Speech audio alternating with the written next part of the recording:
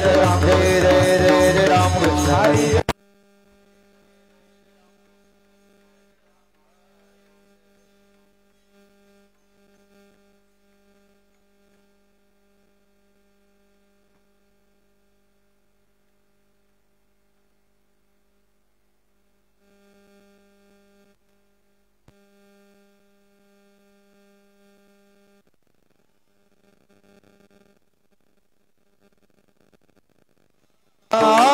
रूप पाहता लो लोचनी रूप पाहता लोचनी रूप पाहता लोचनी रूप पाहता लोचनी रूप पाहता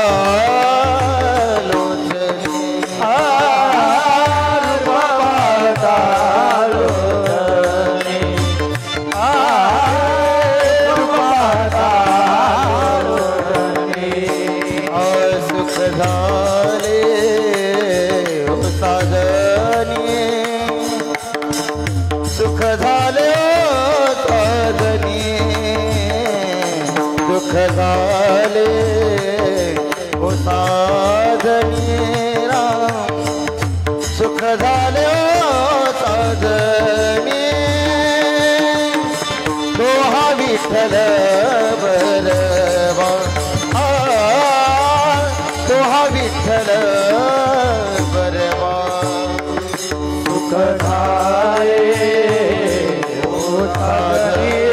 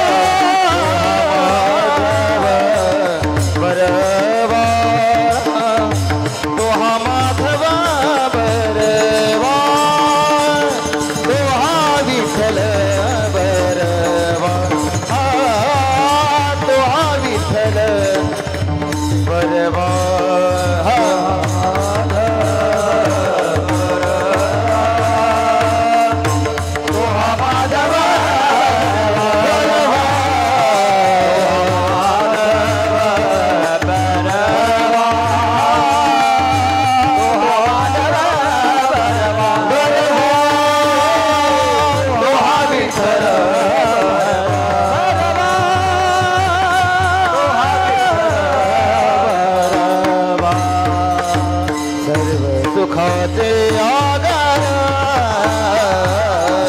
सर्व सुखाचे आगर सर्व सुखाचे आगर सर्व सुखाचे सर्व सुखाचे आगर सर्व सुखाचे आगर सर्व सुखाचे आगर सर्व सुखाचे आगर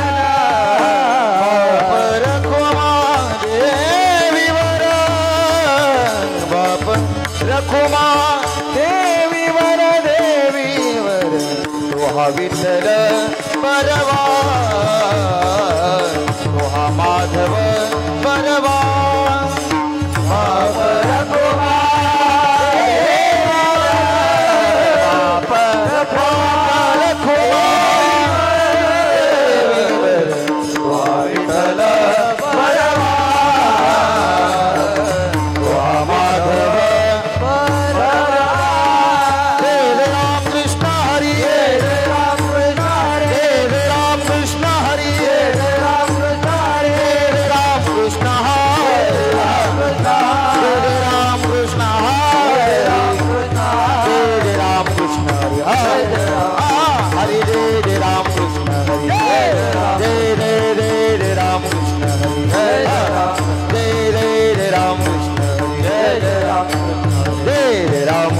हरि जय जय राम कृष्ण हरि राम कृष्ण हरि जय जय राम हरि जय जय राम कृष्ण हरि जय जय राम कृष्ण हरि जय जय राम।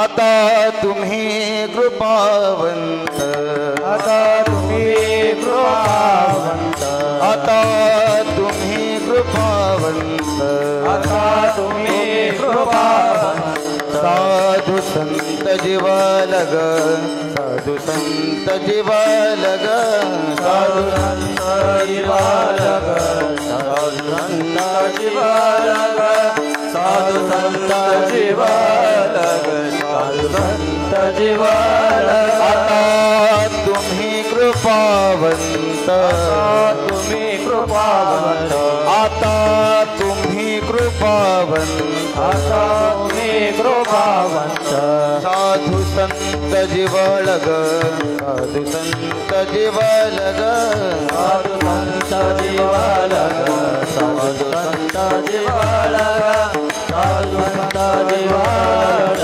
साधु संत जीवलग गोमटे ते कराम गोमटे ते कराम गोमटे ते कराम गोमटे ते कराम भार ओझे तुम्हासे भार ओझे तुम्हासे भार ओझे तुम्हारे भार ओझे तुम्हारे भार ओझे तुम्हारे भार ओझे तुम्हारे वंचिले ते पायांपाशी वंचिले ते पायांपाशी वंचिले ते पायांपाशी वंचिले ते पायांपाशी नाही यासी वेगले नाही यासी वेगले नाही यासी वेगळे नाही यासी वेगळे नाही यासी वेगळे नाही यासी वेगळे गोमटे ते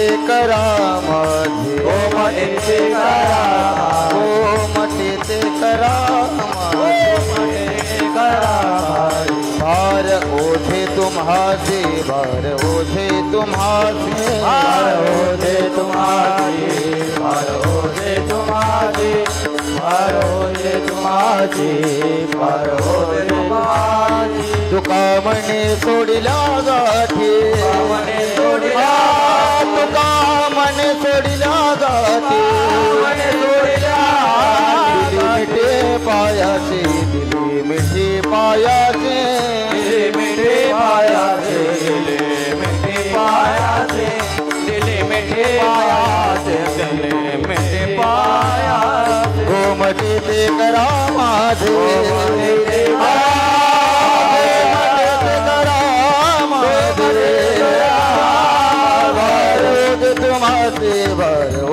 तुम्हारे करो जे तुम्हारे करो जे तुम्हारे करो जे तुम्हारे करो जे तुम्हारे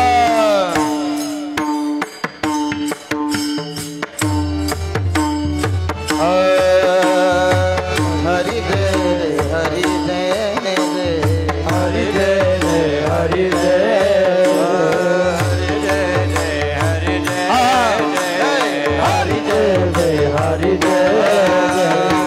कुमार कुमाये कुमार कुमार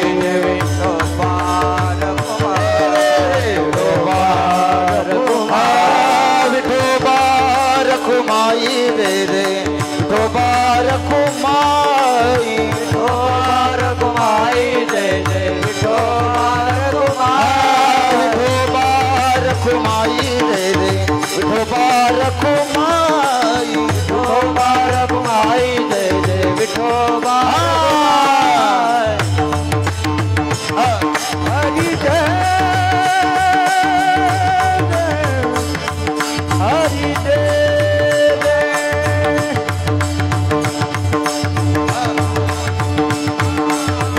हरि हरि हरि हरि हरि हरि दे दे हरि हरि हरि हरि हरि दे दे हरि हरि हरि हरि हरि दे दे हरि हरि हरि हरि हरि दे हरि दे हरि दे हरि दे हरे विठोबार कुमाई विठोबार विठोबार कुमाई विठोबार कुमाई विठोबार कुमाई विठोबार कुमाई विठोबार कुमाई तार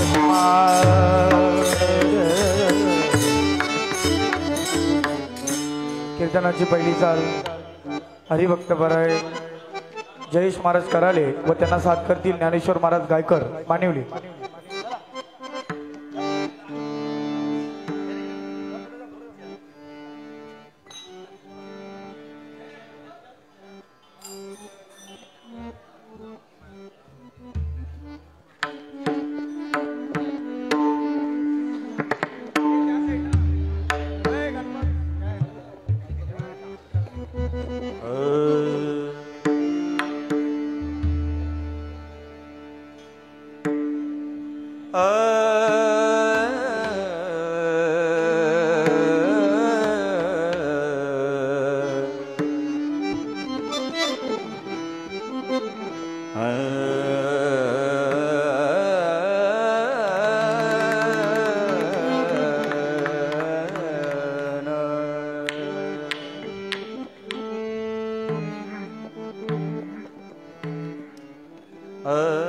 आता तुम्ही कृपावंत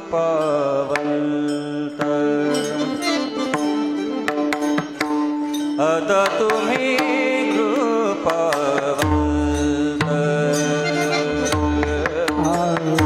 आता तुम्ही कृपावंत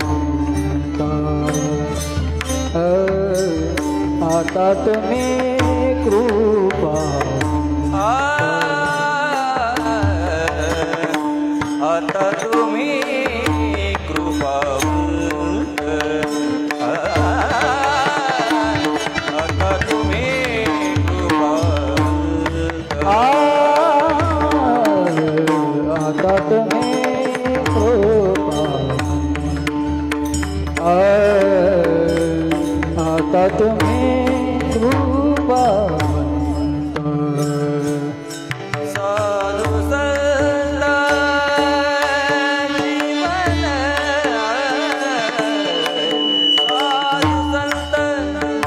साधु संत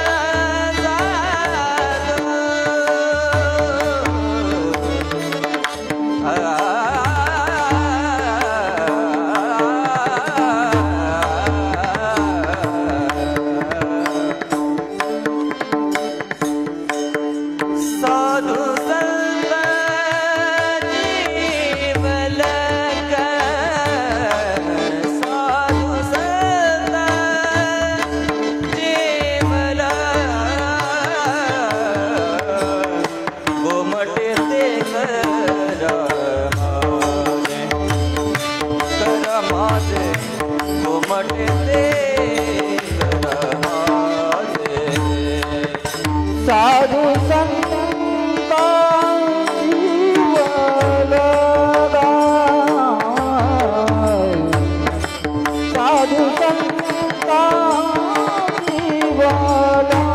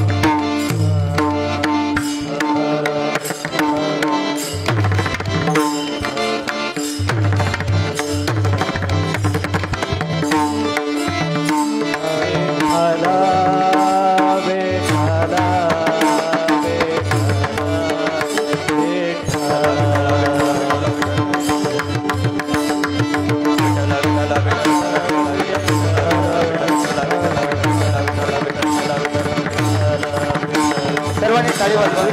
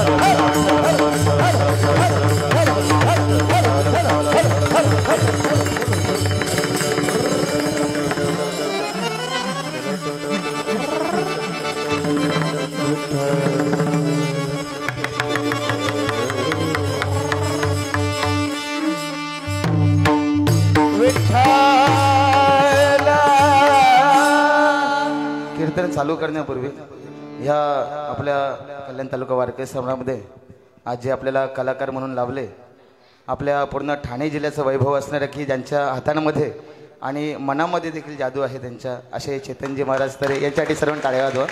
त्याचप्रमाणे आमचे अष्टपैलू व्यक्तिमत्व, संगीतातील एक जाणकार व्यक्तिमत्व, आपल्या परिसराचं वैभव रमेशजी मगर हे देखील आज उपस्थित, त्यांच्याकडे देखील टाका. आता तुम्ही कृपावंत, आता तुम्ही कृपावंत, साधू संत जीव लग, गोमटी ते करा माझे, भार बोझे तुम्हासी, वंचिले ते पाया पाशी, वंचिले ते पाया पाशी, नाही आसी वेगले, गोमटे ते करा माझे, भार बोधे तुम्हासी.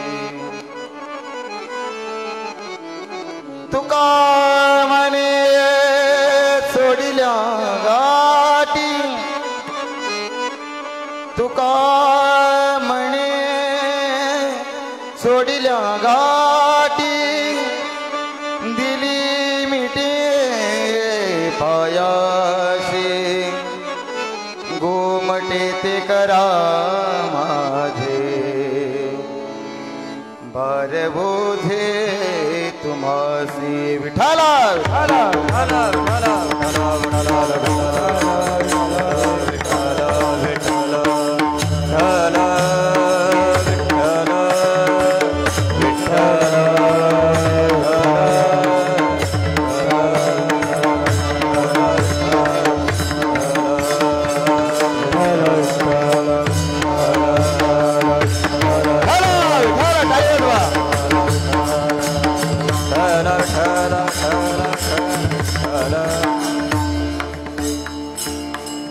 महायोग पिटे तटे भीमरथ्यां, वरं पुंडरीकाय दातुं मुनीन्द्रे, समागत तिष्ठन्तमानन्दकन्दं, परब्रह्मलिंगं भजे पाण्डुरंग. पाण्डुरंग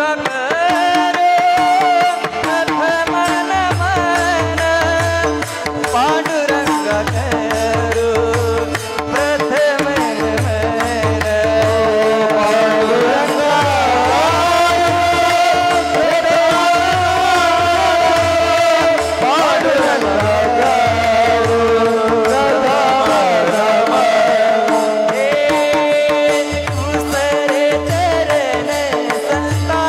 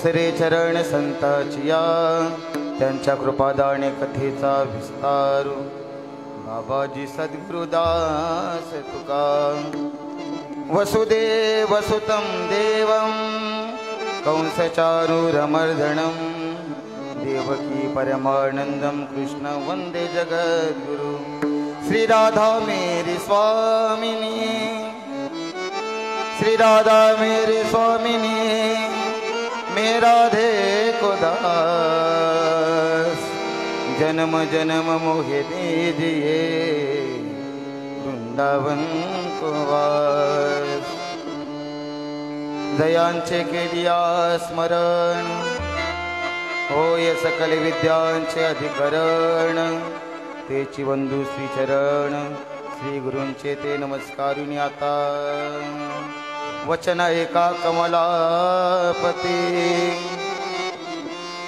मजरंकाची विनंती करजोडितो कथे काली आपण असावे जवली विठाला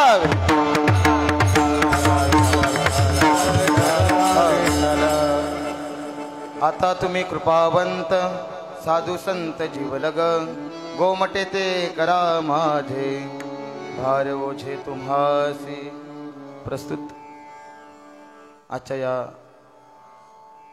हरिकीर्तन रूपी सेवेकरता आपल्या समोर असा सुंदर असा अभंग गायनात आला. जगदवंदनीय वैराग्यमूर्ती पंचम वेद असणारे संतश्रेष्ठ श्रीमंत जगद्गुरु तुकोबाराय आणि यांचा सुंदर असा संतपर आणि आपल्या जर दरमजल करत आलोय आपण ह्या वारी सोहळ्या निमित्ताने आणि आपला भजनाचा मुख्य विषय असणारा तो म्हणजे काकडा आणि या काकड्यातील पहिल्याच मंगलचरणातील जे काकड्याला असतील जे दिंडीच्या रथाच्या पुढे चालत असतील झेंडे घेऊन असतील रथाच्या मागे टाळ घेऊन असतील रथाची पालखी धरणारे असतील त्याच्यानंतर ती तुळशी घेणारे असतील मागे काही चालणारे असतील सर्वांच्याच पाठांतराचा जर पाठांतराचा नसेल कानपाठ जर नसेल तर जे म्हणजे ते वारीला आलेले नसतील ज्यांच्या जर कानावर जरी हा अभंग पडला नसेल कमीत कमी 10 वेळा तरी हा अभंग सर्वांच्या कानावर पडलेला आहे म्हणून मुद्दामच हा अभंग घेतला कारण आपल्या या पायी वाऱ्यातील काकड्याचा किंवा आपला भजनाचा मुख्य विषय होता तो काकडा आणि अशा या काकड्यातील मंगलचरणातील सुंदर असा अभंग संतपर या प्रकरणातील या अभंगाद्वारे तुकोबाराय संतांची महती वर्णन करतात पहिल्या चरणाद्वारे किंवा त्या संतांची स्तुती करतायत. आता तुम्ही कृपावंत साधू संत जीवलग तुकोबाराय सांगतायत की संत जे काही कारण नेमका आता या ठिकाणी कोणत्याही संताचं नाव नाही आहे पूर्ण अभंगामध्ये परंतु या तुकोबारायांच्या आधी जेवढे काही संत होऊन गेले त्या संतांच्या प्रित्यर्थ हा अभंग तुकोबारायांनी रचना केलेली आहे. आता तुम्ही कृपावंत तुकोबाराय सांगतात की ते सर्व संत आहेत ते कृपावंत आहेत आणि कृपावंत असून ते सर्व माझे जीवलग आहेत. साधू संत जीवलग द्वितीय चरणामध्ये तुकोबाराय त्या संतांकडे एक मागणी मागतायत किंवा एक याचना करतायत. गोमटे ते करा माझे संतांकडे काहीतरी मागतायत तुम्ही काय करा माझं गोमटं करा मी तुम्हाला शरण आलोय. गोमटे ते करा माझे माझं सर्व भार तुमच्यावर आहे संतांना सांगतायत कारण तुकोबारायांना माहीत होतं माझी जी काही नौका आहे ती तारून नेणारे संत आहेत किंवा हा जीवन प्रवासामध्ये मला योग्य मार्ग दाखवणारे संत आहेत म्हणून त्या संतांना आधी स्तुती करतात कारण कोणतेही कार्य किंवा एखादं आपल्याला काम करून घ्यायचं असेल ना त्या मालकाची आधी स्तुती करावी लागते. वा खूप छान मग नंतर ते काम होत असतं म्हणून प्रथम चरणामध्ये त्या संतांची स्तुती केली नंतर तुकोबारायांनी आपलं काम साधून घेतलं. गोमटे ते करा माझे भार ओझे तुम्हासी त्याच्यानंतर त्या संतांचं असणारे कार्य सांगतायत. वंचिले ते पायापासी ते संत नेमकं काय करतात वंचिले ते पायापासी नाही असे वेगळे याच्यापेक्षा वेगळं ते काही करत नाहीत. वंचिले ते काही वंचित समाज काही जो वंचित असतील ज्यांना भजनाचा अधिकार नसेल किंवा तलागालातील जे काही यारे यारे लहान थोर सकलांशी ते आहे अधिकार या न्यायाने वंचिले ते पायापासी नाही असे वेगळे. आणि तुकोबाराय पुढे जाऊन सांगतायत की मी माझ्या जीवनातील माझ्या अंतःकरणातील मी माझ्या सर्व गाठी सोडल्या आणि त्या संतांना शरण आलोय असा ह्या अभंगाचा सरळ सरळ भावार्थ आहे. अभंगाला प्रारंभ करण्यापूर्वी की निमित्ताने आपण या ठिकाणी आहोत जवळजवळ आपल्याला हे 28वं वर्ष आणि या 28व्या वर्षामध्ये अगदी तोच आनंद किंवा त्याहीपेक्षा द्विगुणित असणारा हा आनंद या वर्षीचा. मी तर म्हणेन 1 वर्ष थांबला, आपण 1 वर्ष थांबलो, पण दुसऱ्या वर्षामध्ये आपल्याला तो आनंद अधिक पटीने घेता आला. आणि त्या दिवशीच्या कीर्तनामध्ये दशरथ महाराजांनी देखील सांगितलं की पंढरीच्या पांडुरंगाची वारी ही बापाची वारी आहे. पंढरीच्या पांडुरंगाची वारी ही बापाची वारी आहे, परंतु आमच्या आळंदीच्या माऊलींची ज्ञानोबांची वारी ही आईची वारी आहे. पहा ना, पांडुरंगाच्या वारीचं सुख किती असतं. पांडुरंगाच्या वारीचं सुख केवळ 4 महिन्यांपुरतं असतं. आषाढीला ती वारी भरते. त्याच्यानंतर ते 4 महिने तो वारीचा आनंद आपल्याला फक्त 4 महिने घेता येतो. त्याच्यानंतर लगेच ही कार्तिकीची वारी येते. परंतु ह्या कार्तिकी वारीचा सुख, तो आनंद आपल्याला 8 महिने तो चार्ज ठेवतो आणि 8 महिन्यानंतर पुन्हा बापाची वारी येते. परंतु तो ह्या आपण वारीचा सुख उपभोगला तो 8 महिन्यापर्यंत आपल्याला उत्तेजित ठेवतो किंवा परमार्थिक जीवन जगण्यासाठी एक प्रेरणा देतो. आणि पहा ना, त्या माऊलींनी, कारण बाप आणि आई यांच्यातील फरक पहा. मी म्हणून गेलो की पांडुरंग परमात्मा हा बाप आहे, परंतु आमची ज्ञानोबा माऊली ही आई आहे. म्हणून त्या आईने आपल्या मुलाला होणाऱ्या वेदना, आपल्या मुलांना होणारा त्रास त्या माऊलीने हेरला, माऊलीने पाहिलं आणि बापाच्या आधी माऊलींनी त्यांच्या वारीकरता आपल्याला बोलवून घेतलं. विठाला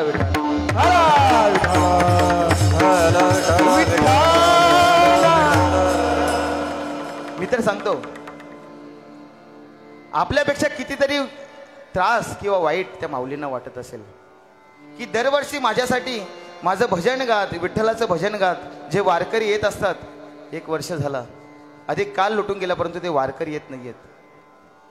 म्हणून माऊलींनी ही सर्व योजना केली आणि आपल्याला ते कोरोनाचे नियम का पालत का होईना, परंतु या ठिकाणी बोलवलं. म्हणून माऊली ही आमची आई आहे. आपण मागील 28 वर्षांपासून या ठिकाणी वारीच्या निमित्ताने येतोय, परंतु ह्या वारीचा आनंद घेत असताना याच्या पाठीमागे अनेक मोठ्या साधूंची, संतांची आपल्यावर आशीर्वाद किंवा त्यांच्या पुण्याईने ही आपली वारी घडत असते. आणि त्यामध्ये प्रामुख्याने कल्याण तालुका वारकरी संप्रदायाचे संस्थापक गुरुवर्य परमपूजनीय स्वानंद सुखनिवासी शंकर बाबा शहाडकर आणि यांच्या कृपा आशीर्वादाने या ठिकाणी आपण हा आनंद उपभोगतोय. खऱ्या अर्थाने हे जर संत आपल्या परिसरामध्ये झाले नसते तर आपला परिसर काय असता याचा विचारच आपण करू शकत नाहीये. प्रत्येक परिसरामध्ये एक एक असे संत होऊन गेले की त्यांच्या माध्यमातून हा समाज घडला किंवा वारकरी संप्रदायाचा प्रचार प्रसार झाला. त्यानंतर पूजनीय गुरुवर्य पांडुरंग बाबा असतील, त्याच्यानंतर बालाराम बाबा पाटील असतील, गुरुवर्य सोमनाथ बाबा महाराज भंडारी असतील, त्याच्यानंतर हरिभाऊ महाराज म्हात्रे असतील, आदी करून या सर्व ज्येष्ठ श्रेष्ठ मंडळींनी खूप असं मोलाचं योगदान या वारीकरता केलंय. कारण एका बीजा केला नाश मग भोगी जे कणीस, त्यांनी आपलं संपूर्ण जीवन परमार्थिक, आपलं संपूर्ण जीवन या परमार्थाकरता खर्ची घातलं. म्हणून हा आपल्याला इवलेसे रोप लाविले द्वारे त्याचा वेलू गगनावरी, त्यांनी ते इवलेसे रोप लावलं आणि त्या रोपाची फुलं आपल्याला आता खायला किंवा त्याचा आस्वाद आपल्याला घ्यायला मिळतो. त्याचप्रमाणे गुरुवर्य शंकर बाबा शहाडकर यांचा वारसा घेणारे आमचे गुरुवर्य गुरुस्थानी असणारे अंबादास महाराज असतील, त्याचप्रमाणे माझे गुरुवर्य संते बाबा असतील, त्याचप्रमाणे शंकर बाबांचे चिरंजीव असतील जनार्दन महाराज पाटील असतील, सांगोड्याचे आमचे बालाराम महाराज पाटील असतील, आदी करून सर्व आमचे कोलमचे परशुराम बाबा चौधरी असतील, आदी करून सर्व ज्येष्ठ श्रेष्ठ मंडळीच्या या ठिकाणी योगदानाने हा सोहळा घडत असतो. परंतु आजच्या यावरच्या सोहळ्यामध्ये अधिक आनंद चढला. कुशल असं नेतृत्व, कुशल असं मार्गदर्शन असणारे आपले विद्यमान अध्यक्ष प्रेममूर्ती माधवजी महाराज केशव आणि यांच्या कुशल अशा मार्गदर्शनातून ह्या वर्षीचा सोहळा आपल्याला द्विगुणित आनंदानं यावर्षी आपल्याला उपभोगायला मिळतोय. असो जास्त वेळ प्रस्तावनेत नाही घेता सर्व त्या साधू संतांना, सर्व माझे मार्गदर्शक या दिंडीसाठी ज्यांनी योगदान दिले, असा सर्वांच्या चरणी नतमस्तक होतो आणि माझ्या कीर्तनाला सुरुवात करतो. विठ्ठल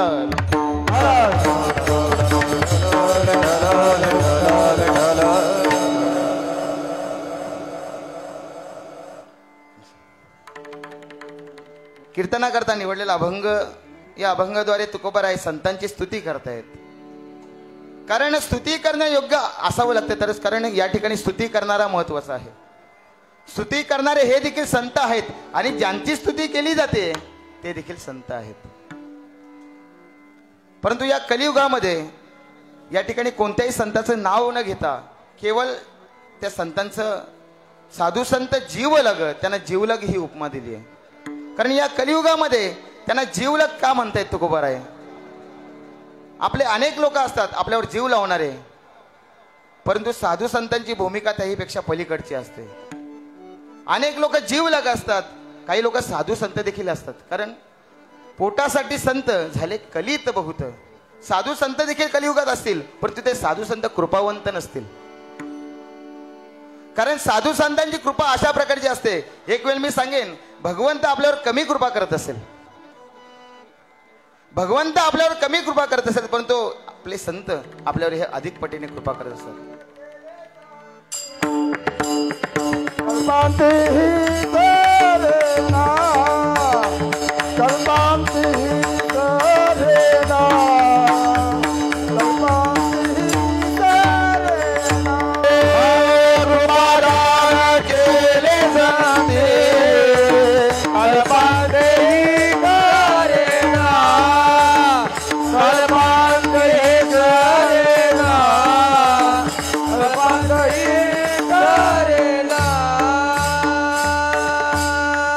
संतांनी केली कृपा कल्पांती ते सरेना, असा त्या संतांचा अधिकार आहे.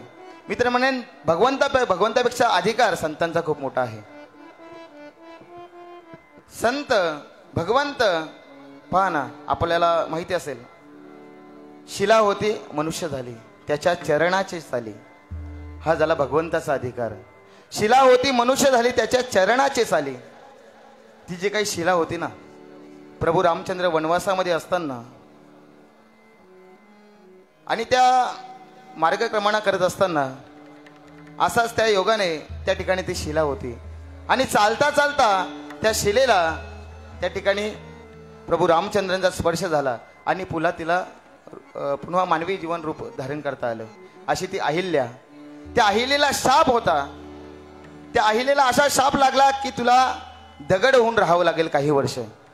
पुन्हा तिला एक वरदान देखील देण्यात आला की ज्यावेळेस प्रभू रामचंद्र भगवान येतील आणि त्यांचा पदस्पर्श तुला होईल त्यावेळेस तुला पुन्हा नरशरीर प्राप्त होईल. म्हणून काही काळ त्या दगडाला थांबावं लागलं. आणि असं म्हणतात ती शिला प्रभू रामचंद्र विरुद्ध दिशेने जात असताना ती शिला थोडी सरकली. प्रभू रामचंद्रांचा स्पर्श व्हावा म्हणून त्या शिलेला थोडं सरकावं लागलं. तेव्हा कुठे जाऊन त्या शिलेला प्रभू रामचंद्रांचा स्पर्श झाला. शिला होती मनुष्य झाली त्याच्या चरणाचे चाली, हा झाला भगवंताचा अधिकार.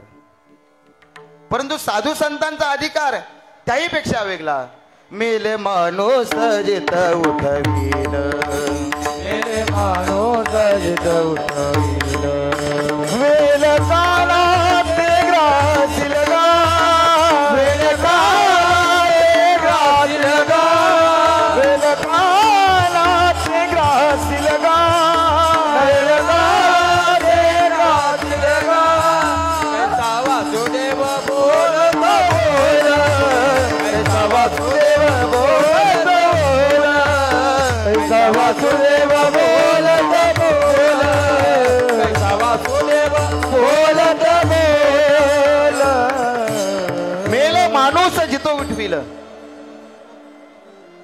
मेलेल्या माणसाला पुन्हा जिवंत करणं हे हा आमचा संतांचा अधिकार.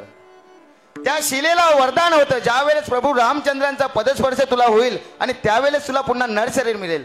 परंतु ते असणारे तो मेले माणूस जितो विठविलं असे सच्चिदानंद ज्यांना माऊली आणि त्यांच्या भावंडांची वारी एका दिशेने चालत होती. पदक्रमणात चालत असताना एक तीर्थयात्रा त्यांनी पाहिली आणि त्या तीर्थयात्रेमध्ये जात असताना मयत यात्रा, अंतयात्रा त्या ठिकाणी जात होती. आणि अशा या अंतयात्रेमध्ये अनेक लोक होते. त्यामागे त्या मेलेल्या व्यक्तीची स्त्री देखील त्यामागे होती. परंतु स्त्री आता जाता जाता काय करावं म्हणून त्या साधू संतांची, माऊली सारख्या संतांची तिने दर्शन घेतलं. आणि माऊलींच्या मुखावाटे फक्त शब्द पडला, सौभाग्यवती भव. आणि असा हा सौभाग्यवती शब्द पडल्याबरोबर त्या स्त्रीने सांगितलं की माझे जी काही तुम्ही अंत्ययात्रा पाहतायत ना, ती दुसरी तिसरी कोणाची नसून माझ्या पतींची आहे. परंतु आपल्या मुखावाटे गेलेला शब्द, संतांचा शब्द ही पूर्ण करण्याची जबाबदारी भगवंताची असते. किंवा स्वतः संतच, देवते संत, प्रत्यक्ष माऊली हा कृष्णाचा अवतार. म्हणून माऊलींच्या मुखावाटे निघालेला शब्द हा खोटा नसेल. म्हणून सच्चिदानंद बाबाला माऊलीने आवाज दिला, सच्चिदानंदा उठ. एखादा झोपेतून माणूस उठावा त्याप्रमाणे सच्चिदानंद बाबा उठले. केवळ उठले नाही, आपण जी ज्ञानेश्वरी पाहतोय ना, त्या ज्ञानेश्वरीचं लेखन त्यांनी केलं. हो, हा झाला संतांचा अधिकार, भगवंताचा अधिकार. ज्या शिलेला वरदान होता काही कालानंतर तुला भगवंताच्या पदांचा स्पर्श झाल्यानंतर तुला पुन्हा नर शरीर मिळेल. परंतु सच्चिदानंद बाबांना कोणत्याही प्रकारचं वरदान नसताना केवळ संतांचा शब्द म्हणून मेले माणूस जितो विठविला विठाला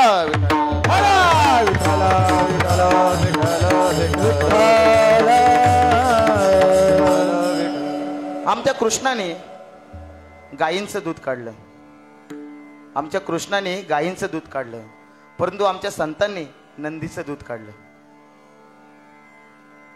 किंवा फिरविले देऊला जगा माझी ख्याती, असा हा संतांचा अधिकार. म्हणून भगवंतापेक्षा संतांचा अधिकार हा काकणभर जास्तच आहे. परंतु या कलियुगामध्ये असताना आपल्याला संत भेटणं अत्यंत दुर्लभ आहे. शास्त्रकार सांगतात दुर्लभम त्रयमावेतत देवानुग्रह हेतुकम मनुष्यत्वम मुमुक्षत्वम महापुरुष संश्रया.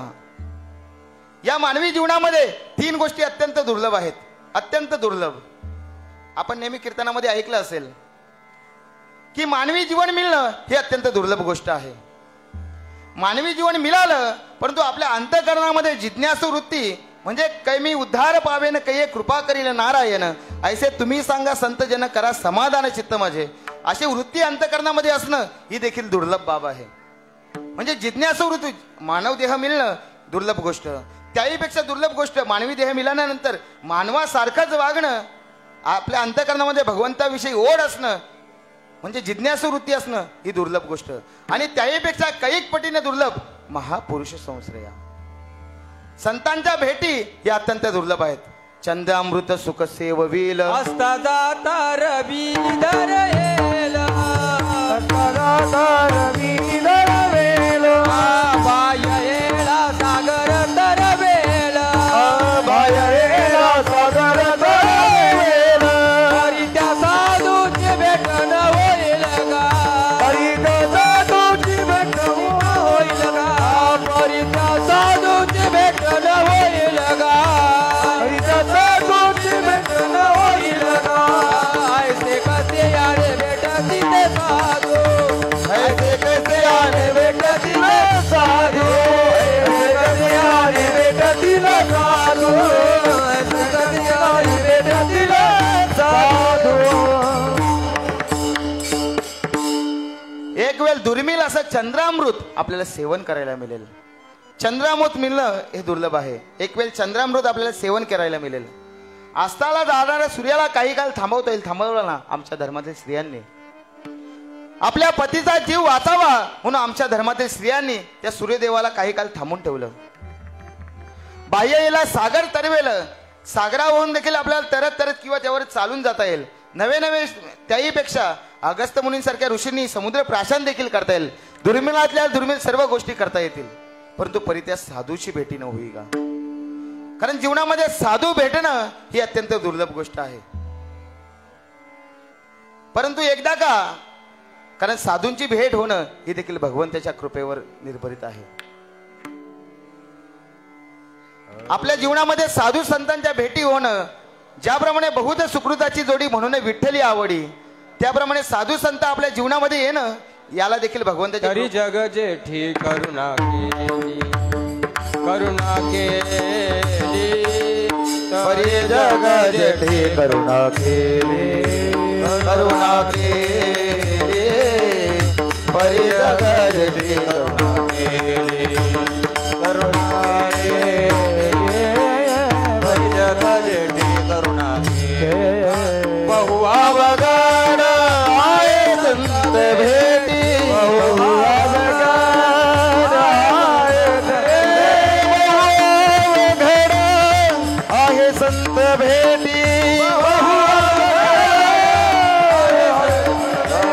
परी जग जेठी करुणा केली करुणा केली परी जग जेठी करुणा केली करुणा केली परी जग जेठी करुणा केली करुणा केली परी जग जेठी करुणा केली बहु अवघड आहे संत भेटी त्या संतांची भेट अवघडच नाही तर बहु अवघड आहे अवघडातील अवघड विषय म्हणजे संतांची भेट होणं परंतु त्या एकदा का त्या भगवंताची आपल्यावर कृपा झाली मग त्या संतांची भेट होणं निश्चित आहे आणि एकदा का त्या संतांची भेट झाली मग ते संत काय करतायत शोधुनिया आले संत हिताहित जगाते कारण अवतार तुम्हा धराया कारण उद्धराया जन जड जीवा जड जीवांचा उद्धार व्हावा याच हेतूने साधू संतांचा जन्म आहे कारण या एकदा का साधू संतांची आपल्यावर कृपा झाली मी म्हणून गेलो की भगवंताच्या कृपेपेक्षा साधू संतांची कृपा जीवनामध्ये अत्यंत महत्वाची आहे म्हणून भगवंत स्वतः सांगतात तेही माझं आवडते तेही प्राणा पडते माझं आवडते निवते जे भक्त चरित्राते प्रशंसती किंवा पांडुरंग परमात्मा सांगतात जो करील याची यात्रा तो तारील सकल गोत्रा ज्याचेने कुले पवित्रा दर्शने होती भगवंत स्वतः सांगते एक वेळ तुम्ही माझ्या वारीला नाही आले तरी चालेल पण त्या माझ्या संतांच्या वारीला जा म्हणून भगवंताच्या कृपेपेक्षा संतांची कृपा होणे जीवनामध्ये अत्यंत महत्वाचं आहे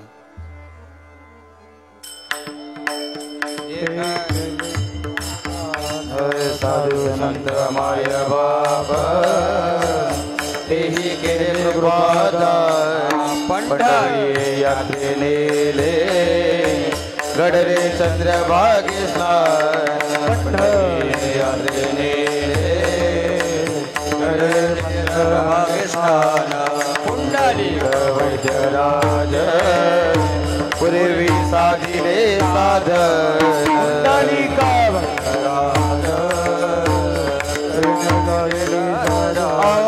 वैकुंठीचे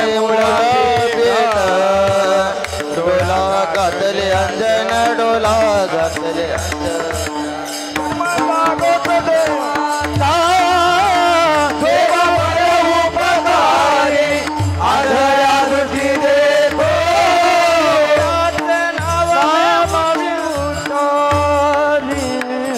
साधू संत माय बाप ती केले कृपादान त्या साधू संतांनी माय बापांनी साधू संतांनी या ठिकाणी मायबाप म्हणतायत साधू संत माय बाप तीही केले कृपादान म्हणून जर साधू संतांची जीवनामध्ये कृपा असली की आपल्याला मग पांडुरंगाची त्या भगवंताची भेट होते जर संतांची कृपा नसेल तर आपण त्या भगवंतापर्यंत जाऊ शकत नाही कारण संत हा भगवंतापर्यंत जाणारा एकमेव दुवा आहे किंवा तो मध्यस्थी करणारा जो काही आहे ना तो संत आहे तेची संत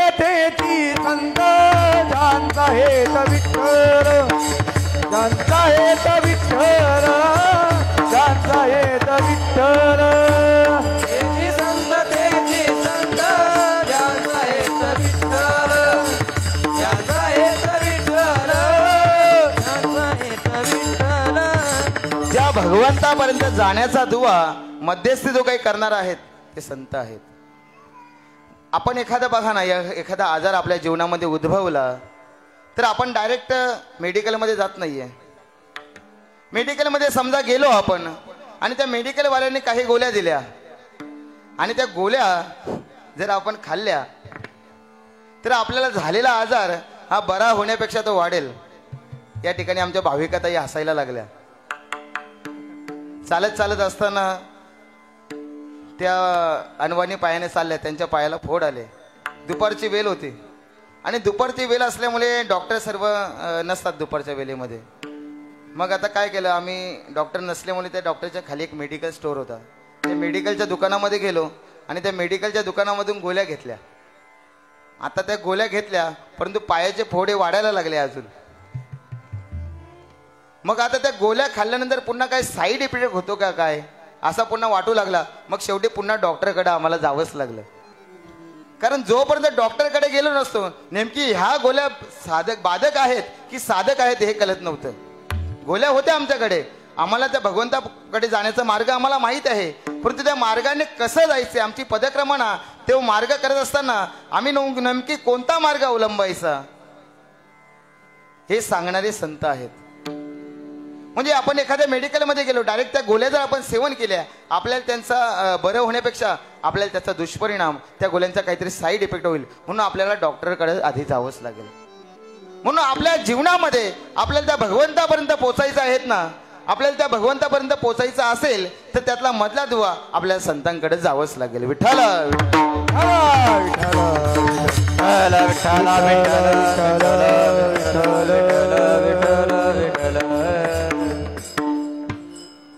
आणि त्या संतांकडे गेल्यानंतर ते संत काय करतात, मार्ग दावणे गेले आधी दयानिधी संत तेनेची पंथे चालू जाता. जो काही ते संत आम्हाला मार्ग दाखवता येत ना, त्या मार्गाने आम्ही परिक्रमा, आमचा मार्ग त्या मार्ग असला पाहिजे. मी मागे कीर्तनामध्ये अभंग घेतला होता, मला वाटतं राजगुरुनगरला. संत आपल्या सहज, ते संत अशा प्रकारचे आहेत, मग अपेक्षित जे आपुले, आपण त्यांच्याकडे काही मागायची गरज नाही, ते सहज आपल्या अंतकरणातील भावना जाणतात आणि आपल्याला वरदान देत असतात. जो भगवंत काय, कारण भगवंताचं ब्रीद आहे, घेसी तेव्हा देसी ऐसा असाची उदार. परंतु संतांची भूमिका अशा प्रकारची नाहीये, कारण ते स्वतः ज्या कारणासाठी आलेत, कारण ते या ज्या कारण समाजाचा उद्धार व्हावा या कारणासाठी ते आलेत, म्हणून त्यांच्या अंतकरणामध्ये घेसी तेव्हा देसी ऐसी भूमिका नाहीये. घेसी तेव्हा देसी ऐसी भूमिका ही भगवंताची आहे. भगवंत आपल्याला खुश झाला. आता इंद्रदेव एकाला खुश झाला, तक्षक नावाच्या सर्पाला खुश झाला. त्याने त्या तक्षकाला आपल्या चरणाजवळ बोलवलं. ज्ञानेश्वरीमध्ये ओळ आहे, मग आता या पुण्याची पावटी सरे सवेचे इंद्रपणाची उटी उतरे, येऊ लागती माघारे मृत्यू लोका. असा तो तक्षक नावाचा सर्प होता, तो त्या इंद्राला शरण गेला. जे देव काही कालानंतर म्हणजे त्यांची आपल्याला गादीवरून उतरावं लागतं, असा तो तक्षक नावाचा सर्प त्या भगवंताला शरण गेला. परंतु एक वेळचा प्रसंग असा की जन्मेजय राजाने, आपल्या भागवतामध्ये आपण ऐकलं असेल की ज्या तक्षकाने जयमेजय नावाच्या त्याच्या वडिलांचा परीक्षितीला ज्या सर्पाचा दंश झाला तो तक्षक नावाचा सर्प, म्हणून जन्मेजय नावाच्या राजानं माझ्या वडिलांचा ज्या तक्षक नावाच्या सर्पाने अंत केलाय, अशा तक्षकाच्या नाशाकरता त्या जन्मेजय राजाने एक यज्ञ आखला, सर्पसत्र नावाचा यज्ञ आखला. आणि अशा सर्पसत्र नावाच्या यज्ञामध्ये अनेक प्रकारचे चांगले चांगले मोठमोठे ब्राह्मण बोलवले. आणि अशा ब्राह्मण बोलवल्यानंतर त्या यज्ञामध्ये त्या ब्राह्मणाने आहुती द्यायला सुरुवात केली, सर्पाय स्वाहा सर्पाय स्वाहा. परंतु त्या यज्ञामध्ये अनेक प्रकारचे सर्प येऊन पडले, परंतु ज्या सर्पाच्या नाशाकरता तो यज्ञ आखलाय तक्षक नावाचा सर्प, तो काही ते येऊन पडत नाही. मग त्यांना समजलं की या माझ्या वडिलांना तक्षक नावाच्या सर्पाने दंश केलाय, म्हणून तक्षकाय स्वाहा अशी देखील त्या ब्राह्मणांनी आहुती दिली, परंतु तरी देखील तो तक्षक नावाचा सर्प काही त्यात पडत नाहीये. म्हणून त्या ब्राह्मणांना समजलं, त्या ऋषींना समजलं की हा तक्षक नावाचा सर्प आहे, हा इंद्राच्या आसनाला विलखा घालून बसला.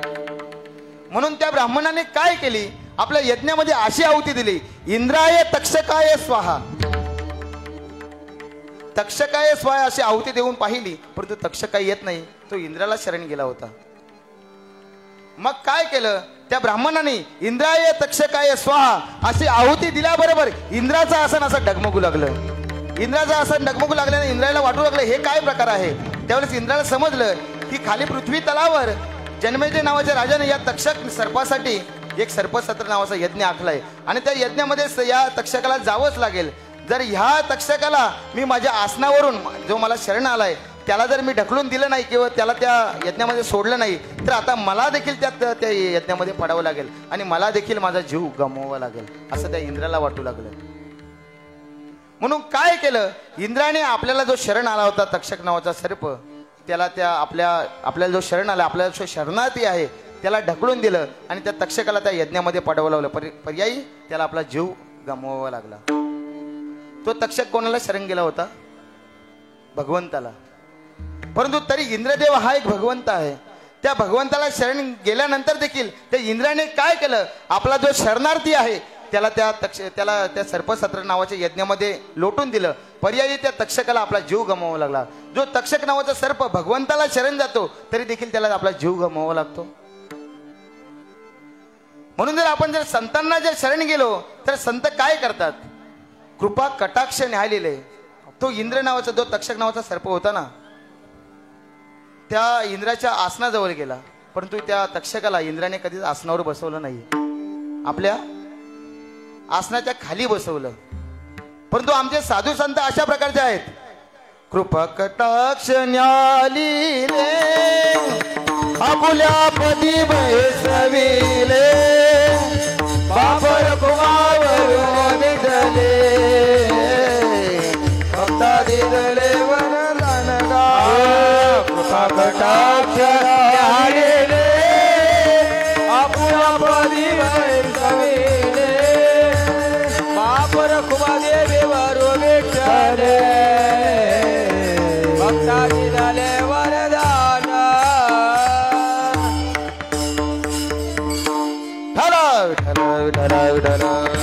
विठ्ठल विठ्ठल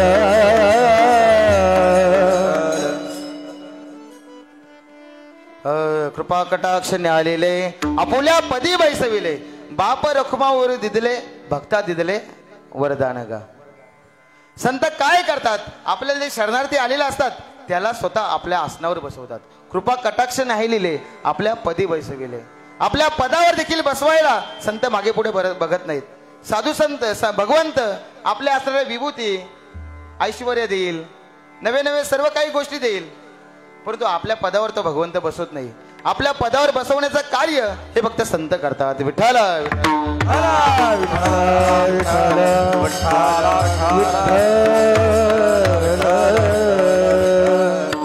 म्हणून आपण संतांना शरण गेले. परंतु या कलियुगामध्ये आपल्याला संत भेटणं ते आपल्या जीवनामध्ये येत असतात, परंतु ते कळत नाहीत आपल्याला. संत आपल्या जीवनामध्ये अपयशी येत असतात, परंतु ते संत आपण पाहतो काकड्यामध्ये. कारण काकडा हा एक आपला जीवन प्रवाह आहे, ज्याने काकड्याचा, आता या ठिकाणी आमचे मोरेश्वर महाराज आहेत, चरपट महाराज आहेत, हनुमान महाराज जाधव आहेत, आणि खऱ्या अर्थाने यावर्षी ज्यांची आम्हाला नितांत आठवण आली. काकड्यामध्ये कदाचित कमी आली असेल, परंतु ज्यावेळेस विनवणीचे अभंग होतात ना, जेव्हा वारी ठिकाणापर्यंत पोहोचते, त्या विनवणीच्या अभंगाच्या प्रत्येक वेळोवेळी प्रत्येक दिवशी आम्हाला आमच्या शत्रुघ्न महाराजांची आठवण येत होती. अभंग, ती विनवणीची अभंग एवढी स्पष्ट, आणि त्या अभंगामध्ये नाचावं, ती त्यांची नाचण्याची पद्धत ती वेगळी होतीच. आणि ते एकटे नाचत नव्हते, तर आम्हाला सर्व पोरांना घेऊन अगदी तसंच नाचवत होते ते. म्हणून यावर्षी जर सर्वात जास्त आठवण आली असेल ते शत्रुघ्न महाराजांची. आणि काकडा हा आपला जीवन प्रवाह आहे. जे ज्याने काकड्या, कारण काकड्यामध्ये पहा ना, आता आपण जे नियमावलीचे अभंग पाहतो, त्या अभंगामध्ये नाटाचे अभंग, एक एक अभंग असं, एक अभंगाचं जर आपण केवळ वाचन केलं किंवा अभ्यास केला तर आपल्या जीवनामध्ये दुसरा काही परमार्थ करायची गरज नाहीये. एका अभंग जर आपण आचरणामध्ये आणला तर अशा प्रकारचा तो काकडा आहे. आणि अशा काकड्यामध्ये साधू संत आम्हाला वेळोवेळी जागवण्याचं काम करतात. उठा सकल जन उठेले नारायण, उठा जागे वारे आता स्मरण करा पंडिता. साधू संत आम्हाला वेळोवेळी जागवण्याचं कार्य करतात, परंतु आम्ही जागत नाहीयेत. कारण साधू संत मुलात आम्हाला कळलेले नाहीयेत. कारण या कलियुगामध्ये आम्ही नको त्यांना आमचं साधू किंवा संत मानून बसतोय. तिला टोपी मला देवाचे गबाल, किंवा पोटासाठी संत झाले कलित बहुत. या कलियुगामध्ये आम्हाला मार्गदर्शन करणारे खूप मिळतील, परंतु कृपादान करणारे खूप कमी मिळतील. मी नेहमी सांगत असतो, या कलियुगामध्ये गुरु जास्त झालेत आणि शिष्य कमी झालेत. बरोबर का महाराज? जिथे बघावं तिथे प्रत्येक जण गुरु पाहायला मिळतोय आपल्याला, शिष्य कमी. बरोबर का चेतन महाराज?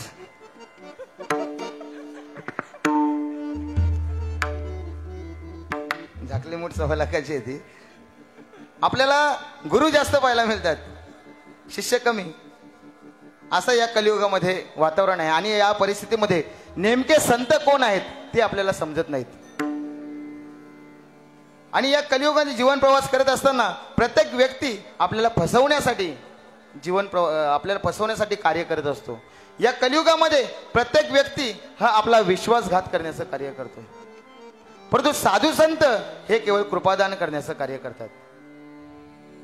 एक दृष्टांत आहे पहा. एका डॉक्टरने एक हॉस्पिटल टाकलं, एक क्लिनिक टाकलं आणि त्या क्लिनिकच्या बाहेर असा एक बोर्ड लावला की जो कोणी पेशंट माझ्याकडे येईल, जर त्याचा आजार माझ्याकडून बरा झाला तर मी त्याला 100 रुपये देईन. त्या आजारी पेशंटने मला 100 द्यायचे आणि जर तो आजार बरा झाला नाही तर मी त्याला 1000 रुपये देईन. ते डॉक्टरने अशी आपल्या क्लिनिकच्या बाहेर पाटी लावली की जो कोणी पेशंट माझ्याकडे येईल आणि त्याचा आजार जर मी बरा करून दिला तर त्या पेशंटने किती मोठा आजार असो, डायबिटीज असतो, कॅन्सर असो, अजून काही काही नवे नवे मोठमोठे आजार असो, त्या प्रत्येक आजाराचं निदान मी करेन. तो डॉक्टरने अशी पाठी लावली आणि त्या पेशंटचा आजार जर बरा झाला, किती मोठा आजार, त्या पेशंटने फक्त 100 रुपये मला द्यायचे.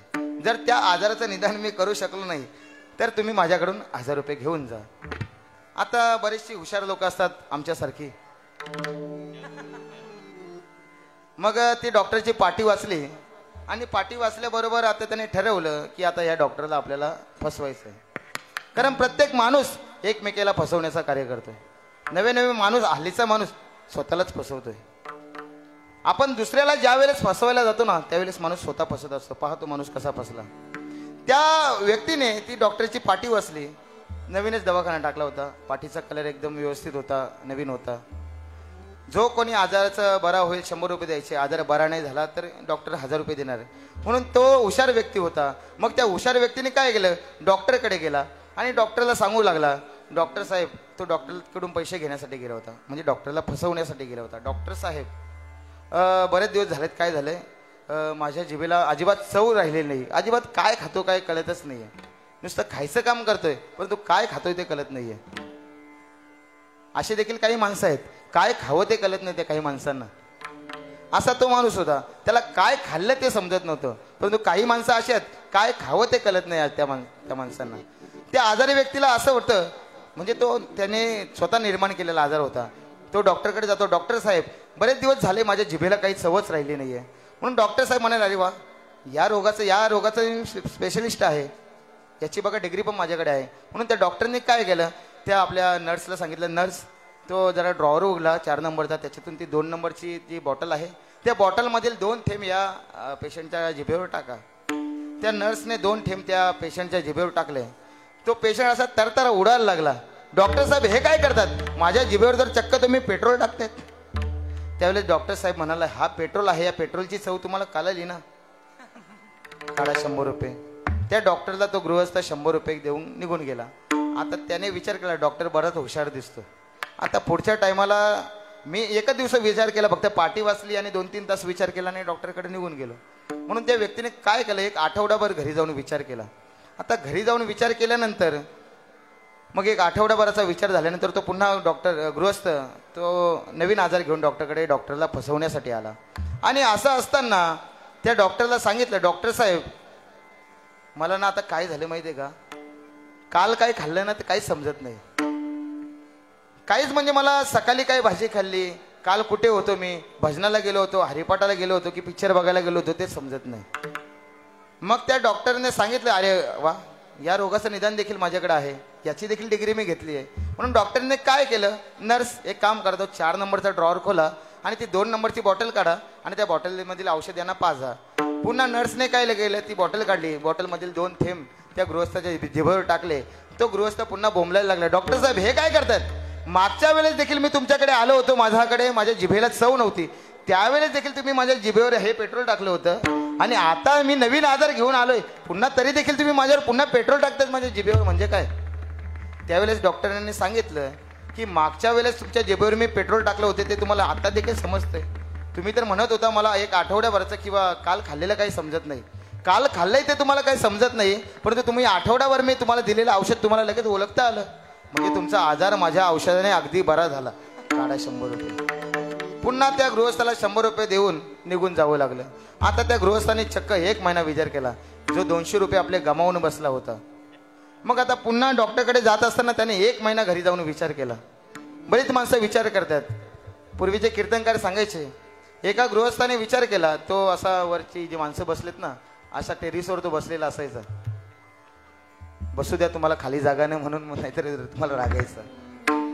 तो गृहस्थ आपल्या खिडकीतून पाहत असायचा की त्याच्या घरासमोर अशा म्हशी जायच्या. आता त्यातल्या एका म्हशीची शेंग अशी गोल होती, अगदी गोल, एकाला एक शेंग चिपकलेली. पूर्वीचे कीर्तनकार दृष्टांत सांगायचे पहा. मग त्या व्यक्तीने विचार केला की आज या म्हशीच्या शेंगांमधून मी इकडनं जाईन आणि तिकडनं निघेन. म्हणून तो काय केला, बरेच दिवस त्यांनी बघत होता. आज त्यांनी ठरवलं की आज मी हे ट्राय करणार म्हणजे करणार. म्हणून त्या दिवशी त्यांनी ट्राय करायचं ठरवलं आणि गेला. आणि गेल्याबरोबर त्या म्हशीच्या शिंगांमध्ये शिरला. अर्धा भाग गेला त्या म्हशीच्या शिंगांमध्ये, कमरेपासून काही खाली जात नाही. खाऊन कारण तो बरं माणूस जवळजवळ 1 महिनाभर म्हणजे पाहत होता. म्हणजे तो माणसाला काही काम नसेल, ज्या माणसाला काम नसतं त्या माणसाचं पोट पुढे येते. म्हणून त्या माणसाचं पोट पुढे आलं होतं. कल्पित बरोबर आहे, नाही खूप काम करतो तो. त्या माणसाचं पोट जास्त मोठं होतं, परंतु पोटातून आता अर्धा घुसला. आता पोटाचा भाग नरम असल्यामुळे जर पुढे जाऊ शकत जर मागे जाऊ शकत नाही. मग काय झालं, त्या म्हशीचा मालक आला आणि मालक बोलायला लागला, काय विचित्र माणूस आहेत, या शेंगांमध्ये म्हशीच्या शेंगांमध्ये घुसताना थोडा तरी विचार करायचा ना. तो माणूस म्हणाला, जवळजवळ 1 महिना मी हाच विचार करतोय की त्या म्हशीच्या शेंगांमध्ये कसा घुसायचा. अरे वा, अशी जर माणसं विचार करण्यामध्ये जीवनामध्ये असतील तर लटिके मूळ फजिती लटिके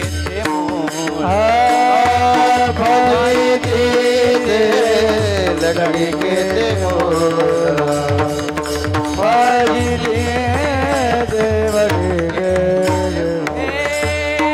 विचार करिता काळ लटिके मूळ फजिती लटिके मूळ फजिती विचार करता लटिके मूळ फजिती लटिके मूळ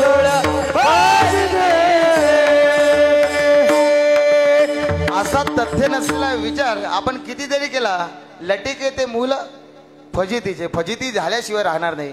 म्हणून त्या गृहस्थाने, हा दृष्टांतातील दृष्टांत होता, म्हणून त्या गृहस्थाने काय केलं, जो पेशंट होता, पुन्हा मागच्या दृष्टांताकडे या, त्याने 1 महिना विचार केला की आता 200 रुपये आपल्या डॉक्टरकडे गेलेत, आता 200 का होईना, परंतु आता जर डॉक्टरकडून 1000 रुपये घेणार म्हणजे 800चा तरी फायदा होणार. 1 महिनाभर विचार करून तो डॉक्टरकडे एक नवीन आजार घेऊन गेला. आणि आजार घेऊन गेल्यानंतर डॉक्टरकडे गेला. डॉक्टर साहेब, 1 महिना झाला, माझी दृष्टी गेली, माझ्या डोळ्यांना काही दिसत नाहीये. डॉक्टर साहेब म्हणे, अरे अरे अरे अरे माफ करा, या रोगाचं काय मी आपलं निदान बरं करू शकणार नाही. आपला हा रोग, याची मी काही डिग्री घेतली नाही, याची कोणती पदवी माझ्याकडे नाही आहे, म्हणून हा तुमचा झालेला आजार माझ्याच्याने बरा होणार नाही. म्हणून तुम्ही काय करा, हे 1000 रुपये घ्या आणि जा. त्यावेळेस 1000ची नोट चालायची. पूर्वीचा 2000 मला वाटतं 17च्या आधीचा दृष्टांत आहे तो. त्यावेळेस 1000ची नोट चालायची. दृष्टांत फार जुने असतात. म्हणून त्यावेळेस 1000ची नोट चालायची. त्या डॉक्टरने काय केलं, 1000ची नोट त्या गृहस्थाच्या हातात टेकली, जी 100ची नोट होती. त्याला डॉक्टरला माहित होतं हा आणला आहे, याला 1000 काय दिले आणि 100 काय दिले. आता त्या ज्या अर्थी तो माणूस 2 वेळा आलाय, म्हणजे हा माणूस, डॉक्टरला माहित होता हा माणूस मला फसवण्यासाठी झाला असेल. म्हणून डॉक्टरांनी काय केलं, 1000ची नोट न काढता 100ची नोट त्या व्यक्तीच्या हातात टेकवली आणि सांगितलं, हे घ्या तुमचं 1000 रुपये, हे घ्या तुमचं बक्षीस, तुम्ही दुसऱ्या कुठेतरी जाऊन इलाज करा. त्यावेळेस तो गृहस्थ बोंबलायला लागला, हो डॉक्टर साहेब हे काय, तुमच्या दवाखान्याची पाठी मी बाहेर वाचले की जर तुमच्याकडून आजार बरा झाला नाही तर तुम्ही 1000 रुपये देणार होता. तुम्ही तर माझ्या हातात चक्क 100 रुपयाची नोट, हिरवीगार 100 रुपयाची नोट चिपकवले. त्यावेळेस त्या डॉक्टरने सांगितलं, ही 100ची हिरवीगार नोट तुला दिसते, त्या अर्थी तुला दृष्टी आली, तुला दृष्टी आली. मी एवढा मोठा डॉक्टर आहे ना की माझ्याकडे जेव्हा पेशंट येतो ना, माझ्या दारामध्ये प्रवेश करतो ना, त्यावेळेस माझा इलाज करण्याचं धोरण चालू होतं. आणि बरोबर तुझा आजार माझ्या क्लिनिकमध्ये आल्याबरोबर तुझा आजार बरा झाला, तुला दृष्टी आली, तुला 1000ची नोट आणि 100ची नोट समजायला लागली, म्हणजे तुला दृष्टी आली, काढा 100 रुपये. पुन्हा तो गृहस्थ ते 100 रुपये टेकून निघून गेला. याप्रमाणे त्या डॉक्टरांनी कसं त्या गृहस्थाला फसवलं, त्याप्रमाणे कलियुगामध्ये प्रत्येक व्यक्ती आपल्याला फसवण्यासाठी झालाय, परंतु आपला उद्धार व्हावा ही भूमिका केवळ संतांकडे असते. विठाला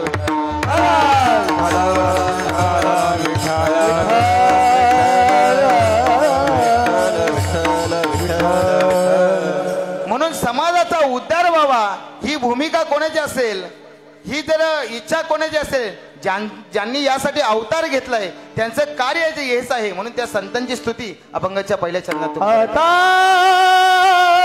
तुम्ही कृपावंत, आता तुम्ही कृपावंत,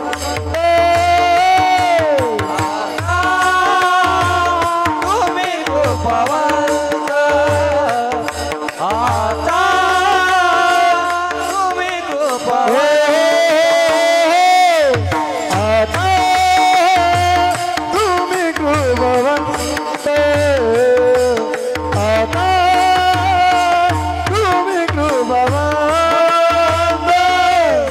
आता तुम्ही कृपावंत, आता तुम्ही कृपावंत, साधू संत जीव,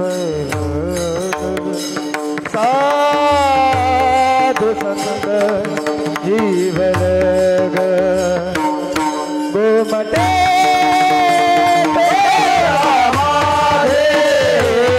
गोमटे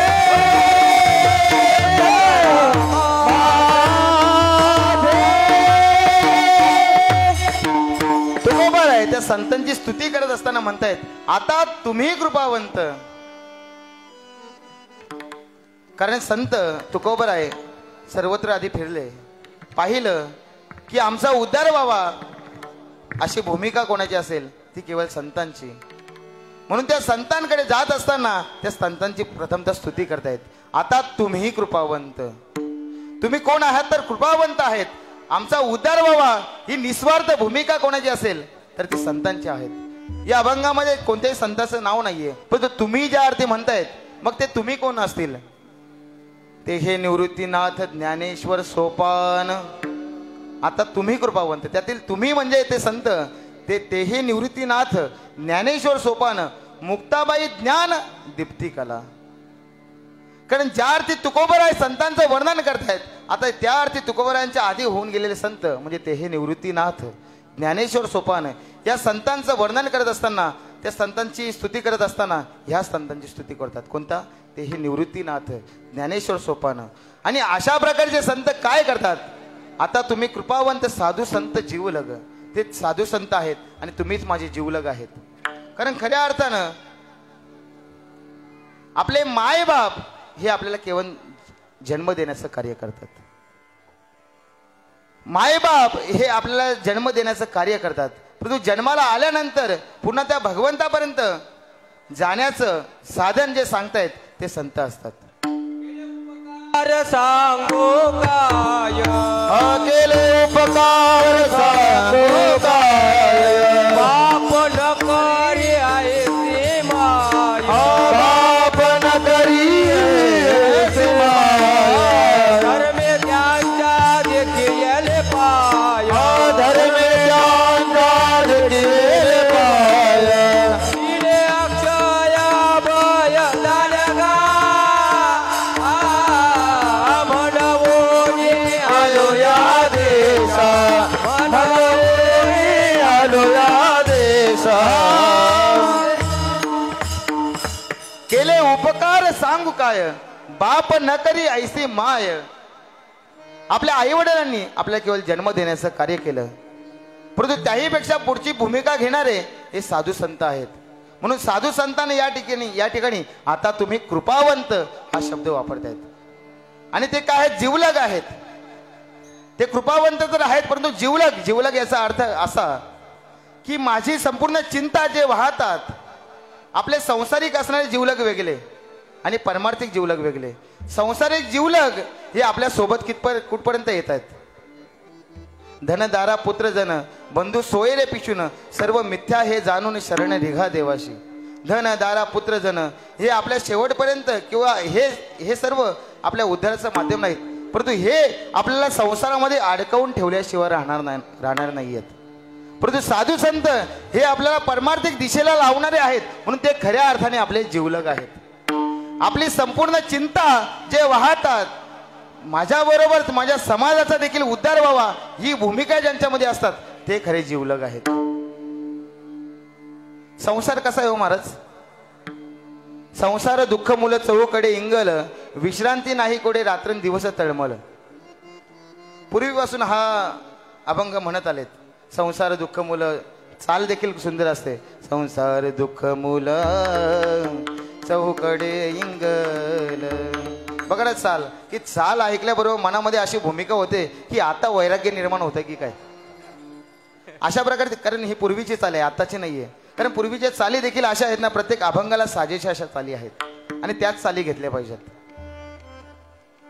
त्या अभंगामध्ये पहा ना, संसार दुःख मुलं चहूकडे इंगल. आपले आई वडील देखील हेच म्हणत होते, संसार दुःख मुले चहूकडे इंगल, संसार दुःख मुलं चहूकडे इंगल. संसारामध्ये सर्वत्र इंगल आहे. मग तुम्ही संसारामध्ये पदक्रमणा केली, तुम्हाला तो संसार इंगलासारखा वाटला, मग तुम्ही आम्हाला पुन्हा संसारामध्ये का लोटलं? त्यांना जर तो संसार दुःख मूल वाटतोय, इंगलासारखा वाटतोय, ज्या ठिकाणी इंगल आहे, दुःख आहे, त्याच संसारामध्ये आई वडील आपल्याला पुन्हा टाकतायत. म्हणून ते आपले जीवलग खरे नाही होऊ शकत. जे आपल्या परमार्थिक दिशेला लावतात, आपला उद्धार व्हावा ही भूमिका ज्यांच्याकडे असते, ते खऱ्या अर्थाने जीवलग आहेत. विठ्ठल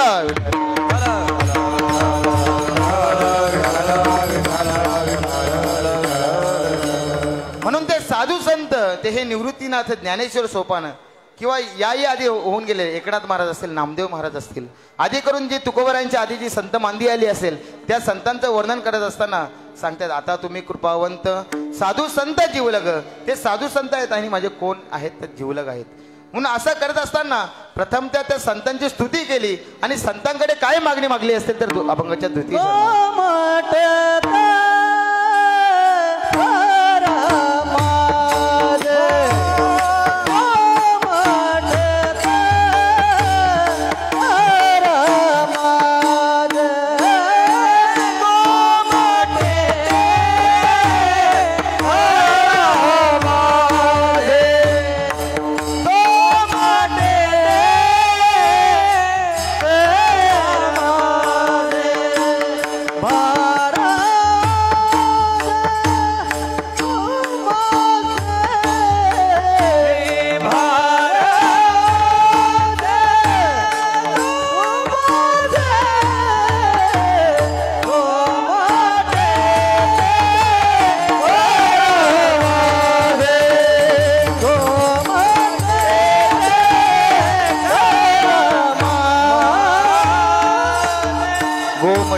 करा माझे भार ओझे तुम्हासी. तुकोबाला सांगतायत की माझं गोमट करा. कारण ज्या अर्थी प्रथमतः स्तुती केली, कारण आपण सांसारिक जीवनामध्ये प्रथमतः स्तुती करतो आणि नंतर आपलं कार्य करून घेतो. तुकोबरायांनी संतांची स्तुती केली आणि करत असताना त्या संतांना सांगितलं, गोमटे ते करा माझे. खऱ्या अर्थाने हे संतांना सांगण्याची देखील गरज नाही, कारण संत जे करतात तेच खऱ्या अर्थानं गोमट असतं. या ठिकाणी नेमकं काय करा हे तुकोबरायांनी या ठिकाणी सांगितलं नाहीये. या ठिकाणी गोमट करायला सांगतात. गोमट याचा अर्थ चांगलं. आणि आपण कारण पहा ना, आपण जर एखाद्या भगवंताकडे गेलो किंवा संताकडे गेलो, मी तर सांगतो कधीच काहीच मागायचं नाहीये, कारण आपली बचक लहान असते. ज्याप्रमाणे मला वाटतं 4-5 वर्षापूर्वी गुरुवारी अनिल महाराज पाटील यांनी एक अभंग घेतला होता, देवतिली आला. कुठे घेतला होता महाराज? यशोद बाबाच्या तिकडे, त्यांच्या पुण्यतिथीच्या निमित्ताने त्यांच्या आईच्या. आणि त्यावेळेस त्या अभंग सोडवत असताना, माऊलींचं वर्णन करत असताना त्यांनी माऊलींची एक ओवी सांगितली, बिंब तेरी बचके एवढे. आणि त्या ओवीवर विवेचन करत असताना त्यांनी सांगितलं की बिंब तरी बचके एवढे, परंतु ती बचक कोणाची होती? ती बचक आपली बचक नव्हती. बचक म्हणजे काय? त्याला आपण मूठ भरतो. ती बचक माऊलींची होती. म्हणून माऊली म्हणतात बिंब तरी बचक एवढी. ती बचक आपण नाही बोलायची. म्हणून मी मला काय सांगत होतं, भगवंताकडे मागत असताना किंवा संतांकडे मागत असताना फक्त सांगायचं माझं हित करा, परंतु मला माझं हेच करा नेमकं ते नाही सांगायचं. कारण आपण मागत असताना फक्त आपल्या बचके एवढे मागू, परंतु संत किंवा भगवंत देत असताना त्यांच्या बचके एवढे देत असतात. आपण जर मागायला गेलो तर आपल्या बचके एवढे देतील. एखाद्या लहान मुलांचा दृष्टांत सर्वांना माहीत असेल. तो त्या किराणाच्या दुकानातून काहीच घेत नव्हता. तो दुकानदार मला खुश झाला, बाबा घे काहीतरी. तर तो त्या बरणीतून काही घेत, घाल बरणीत हाताने घेतो. दुकानदार मालक त्याला सांगतो, परंतु तो त्या बरणीमध्ये हात घालून घेत नाहीये. म्हणून दुकानदार काय करतो, वा मुलगा फार हुशार आहे, म्हणून काय करतो दुकानदार मालक, स्वतः त्या बर्नीमध्ये हात घालतो आणि मूठभर चॉकलेट त्या मुलाच्या हातात देतो. आणि हातात देत असताना एका हातात मावत नाहीत, 2 हात करतो, दोन्ही हातात मावत नाही. म्हणून काय करतो, आपला असा शर्टचा असं हे करतो आणि त्या शर्टमध्ये ती त्याला ती चॉकलेटं घ्यावी लागतात. घरी गेल्यानंतर आई विचारते, बाळा तू त्या दुकानात त्या सर्व वृत्तांत सांगितला की तो दुकानदार तुला चॉकलेट देतो, तू का घेत नव्हता? आई माझी मूठ आहे ना ती लहान आहे. पण त्या दुकानदार मस्त मजबूत माणूस होता, त्याची मूठ एवढी मोठी होती. म्हणून त्याने काय केलं, ती चॉकलेट एवढी दिली ना, माझ्या एका हातात मावली नाही, 2 हातात तर मावलीच नाही. मला माझा शर्टचा असा कोपरा पुढे करावा लागला, तेव्हा ती चॉकलेट आली. म्हणून आपल्याला देखील परमार्थिक जीवनामध्ये किंवा संतांकडे जात असताना आपण ही भूमिका घेऊन गेलं पाहिजे. जर आपण भगवंताकडे किंवा संतांकडे काही मागलं, ज्या वेळेस त्या द्रौपदीने भगवंताला सांगितलं कोठे गुंतलासी द्वारकेथे राया, त्यावेळेस त्या द्रौपदीसाठी त्या भगवंताला काही काळ थोडं थांबावं लागलं. कारण द्रौपदी तशी म्हणाली होती ना, कोठे गुंतलासी, काही काळ थांबावं लागलं, मग नंतर जावं लागलं. म्हणून त्या संतांकडे मागत असताना आपण जे मागू ते तर आपल्याला देणारच आहेत किंवा भगवंत तेच देणार आहेत. परंतु जर आपण न मागता मग अपेक्षित जे आपले आपण फक्त आपल्या अंतःकरणामध्ये भूमिका ठेवली ना, तर संत आपल्याला सर्वस्व देत असतात. म्हणून तुकोबारा सांगतात, निश्चित मागणी मागत नाहीयेत, फक्त सांगतायत की गोमटे ते करा, माझं नेमकं हेच करा असं सांगत नाहीयेत. काय सांगतायत तर गोमटे ते करा माझे. मग हे सर्व तुम्ही गोमट करत असताना आता माझं सर्व भार ओझं सर्व तुमच्यावर आहे. कारण एखाद्याकडे आपण शरणागती पत्करतो ना, एखाद्याची शरणागती घेत असताना त्याला पूर्णपणे शरण गेलं पाहिजे. कारण एखाद्याला आपण ज्यावेळेस शरण जातो ना, तर त्या ठिकाणी जर आपण शहाणपणा केला ना, तो शरणागती आपल्याला जो शरणार्थी असतो तो आपल्याला शरण घेत नाहीये. म्हणून तुकोबर आहे, आपल्या गोमट करून घ्यायचं आहे ना, म्हणून तुकोबर आहेत, भार ओझे तुम्हासी, त्या संतांना आपलं सर्व भार ओझ त्या संतांवर टाकतायत. पुढे जाऊन सांगतायत की वंचिले ते पायापाशी नाही असे वेगळे. आणि तुम्ही संत कसे आहेत माहिती आहेत का? वंचिले जे काही असतील, यारे यारे लहान थोरे याती भलती नारी नर, या सर्वांना ते संत त्यांच्या चरणाशी त्यांच्या पायापाशी जागा देतात. नवे नवे आपलं पद देखील त्यांना देऊन टाकतात. वंचिले ते पायापाशी नाही असे वेगळे. तुम्ही कधीच कोणाला वेगळं करत नाहीत किंवा तुमचं कार्य याहीपेक्षा वेगळं नाही, असं देखील आपल्याला अर्थ घेता येईल. असो, एक वेळ आपण सर्वांनी त्या पंढरीशी पांडुरंगाचं नाम घेऊया. विठोबा रघुमाई, विठोबा रघुमाई, विठोबा रघुमाई, विठोबा रघुमाई, हरि जय जय जय जय जय विठोबा रघुमाई,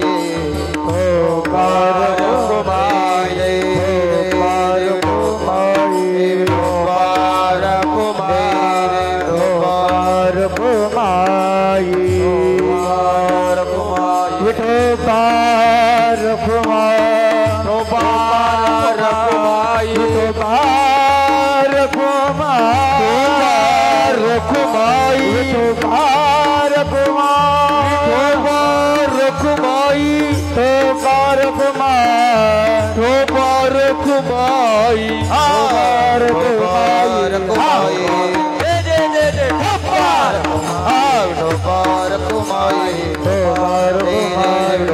रघुमाई,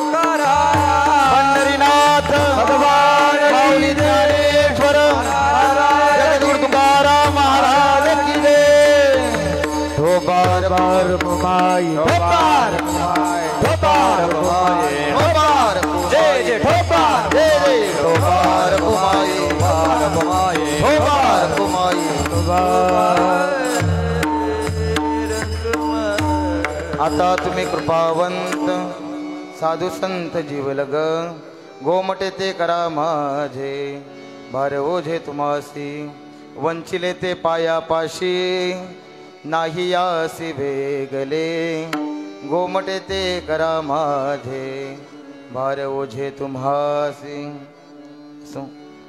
3 चरणाचा अर्थ माझ्या बालक बुद्धीने आपल्याला आपल्यासमोर प्रतिपादन करण्याचं धाडस केलं. जे काही बोलू शकलो संतांचा, आपल्यासारख्या ज्येष्ठ श्रेष्ठ मार्गदर्शकांचा हा कृपा आशीर्वाद.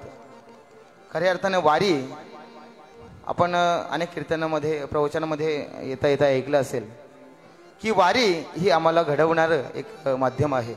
आणि त्या वारीच्या माध्यमातून ही जे काही आपण ही सर्व कलाकार मंडळी पाहतो, आपला कल्याण तालुका वारकरी संप्रदाय हा सर्व कलाकारांनी सुसज्ज असा संप्रदाय आहे. कारण आपल्या भागातील कलाकार हे दुसऱ्या भागात निर्यात व्हावे हे आपल्या भागाचं किंवा आपल्या कल्याण तालुका वारकरी संप्रदायाचं भाग्य आहे. आणि अशा या वारकरी आपल्या दिंडी सोहळ्याच्या माध्यमातून आमच्यासारखे असे कीर्तनकार तयार होतात. आणि खऱ्या अर्थानं आधी देखील अनेक ज्येष्ठ श्रेष्ठ कीर्तनकारांची, प्रवचनकारांची सुंदर अशी प्रवचनं या व्यासपीठावरून झाली. सर्वांनी सुंदर असं मार्गदर्शन केलं या व्यासपीठावरून. आणि आजच्या या सेवेकरता आपण कदाचित माऊलींच्या कृपेने या ठिकाणी मला बोलण्याची संधी दिली. मी असं समजतो की हा एक योगायोग असावा आणि या योगाने माऊलींची माझ्यावर काहीतरी उपकार असतील किंवा माऊलींनी जणू माझ्यावर कृपा करावी. कारण या क्षेत्रामध्ये कीर्तन करणं आणि तेही ह्या दिवसांमध्ये, कदाचित इतर दिवसांमध्ये कीर्तन होत असतील, परंतु ह्या 9वी पासून ते त्रयोदशीपर्यंत ह्या दिवसांमध्ये कीर्तन होणं म्हणजे ही भाग्याचं लक्षण आहे. कारण प्रत्यक्ष भगवंत या दिवसांमध्ये या आळंदी क्षेत्रामध्ये वास करत असतो. कलियुगामध्ये प्रत्येक माणूस रडत असतो. आपल्यातून एखादा व्यक्ती निघून जातो त्यावेळेस प्रत्येक माणूस कितीतरी लांबचा असेल समजलं त्याच्या डोळ्यातून पाणी येतं. आपल्यासाठी आपलं घरातील माणसं रडली नवल नाहीये. आपल्यासाठी आपला पूर्ण गाव रडला नवल नाहीये. आपल्यासाठी तालुका रडला, आपल्यासाठी जिल्हा रडला, राज्य रडलं, देश रडला. परंतु आमच्या माऊलींसाठी प्रत्यक्ष भगवंत रडतायत. काय मोठा अधिकार असेल. देव म्हणती रुक्मिणी हा योग्यच योगी देखिला नयनी. भगवंत स्वतः सांगतायत त्या रुक्मिणी मातेला. नवे मला वाटतं 7व्या आपल्या नियमामध्ये, समाधीच्या 7व्या समाधीमध्ये हा पूर्ण अभंग आलेला आहे. देव म्हणती रुक्मिणी हा एकच योगी देखायला नाही. हे ज्ञान संजीवनी जाण त्रैलोक्यासी. जो करील याची यात्रा तो तारील सकल गोत्रा. याचेने पुण्य पवित्र दर्शनी होते. आणि खऱ्या अर्थानं ज्यांच्यासाठी प्रत्यक्ष भगवंतानी यावं, देवनिवृत्ती आणि धरिले दोन्ही कर आपल्याला पुढे ऐकायलाच मिळतील. आणि अशा माऊलींचा खऱ्या अर्थानं ज्या माऊलींना आपला हा जीवन प्रवास करत असताना अनेक समाजाने, तत्कालीन त्या ब्राह्मणी समाजाने नको नको तो त्रास दिला, तरी देखील माऊलींनी पसायदानामध्ये म्हणावं, जे खलांचे व्यंकटी सांडो तया सत्कर्मी रती वाढो भूतान परस्पडे पडो मैत्र जीवांचे. आपल्या गुरूंना, आपल्या मोठ्या भावांना मांडे खाण्याची इच्छा व्हावी. आपल्या मुक्ताईला, चिमुकल्या मुक्ताईला सणासुदी काहीतरी त्यांना गोडधोड द्यावं अशी इच्छा झाली. म्हणून माऊली नगरामध्ये जात आहेत भिक्षाटन करण्यासाठी. थोडीफार नगरामध्ये देखील कोणी भिक्षा द्यायला तयार होत नाहीयेत. काही थोडीफार भिक्षा मिळाली आणि ती भिक्षा पात्र घेऊन विसोबा साठी जे असतात, विसोबा खेचर हे त्यांचं नाव नंतर पडलंय, विसोबा साठी ते त्यांच्याकडे जातात. आणि विसोबा चाटीकडे गेल्यानंतर हा संन्यासाचा पोरगा आपल्या दारात आलाय. सर्वत्र घर, आपला परिसर विटाल झालाय असा तो विसोबा साठी म्हणतोय. आणि जे काही आपल्या झोलीमध्ये, आपल्या मधुकरीच्या झोलीमध्ये जे काही मिळालेलं अन्न होतं, जे काही कोरान्न होतं, मांड्यांसाठी मिळालेलं पीठ होतं, तो विसोबासाठी जे असतात ते पीठ सांडवतातच. सांडवल्यानंतर देखील आपल्या पायांनी ते पीठ असं त्या मातीत मिश्रित करतायत.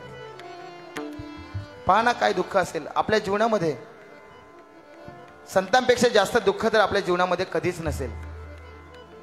संतांनी जे भोगलंय ते दुःख आपल्या जीवनामध्ये कधीच नसेल आणि आपण ते दुःख भोगूच शकत नाही. आणि असं असताना हे सर्व माझ्या गुरूंना, माझ्या मोठ्या भाऊंना मांडे खाण्याची इच्छा आहे, परंतु ते मी पूर्ण करू शकत नाहीत. म्हणून त्यावेळेस माऊलींनी आपल्या कुटीमध्ये जावं आणि त्या झोपडीचा दरवाजा बंद करून घ्यावा आतून. आणि त्यावेळेस मुक्ताईने म्हणावं, योगी